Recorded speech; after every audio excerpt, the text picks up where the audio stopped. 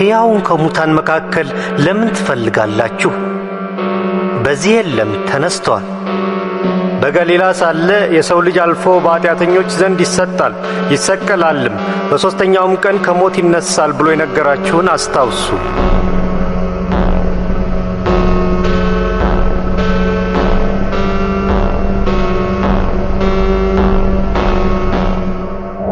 ስልጣን ሁሉ በሰማይና በምድር ተሰጠኝ። እንግዲህ ሂዱና አሕዛብን ሁሉ በአብ በወልድና በመንፈስ ቅዱስ ስም እያጠመቃችኋቸው ያዘዝኳችሁንም እንዲጠብቁ እያስተማራችኋቸው ደቀ መዛሙርቴ አድርጓቸው።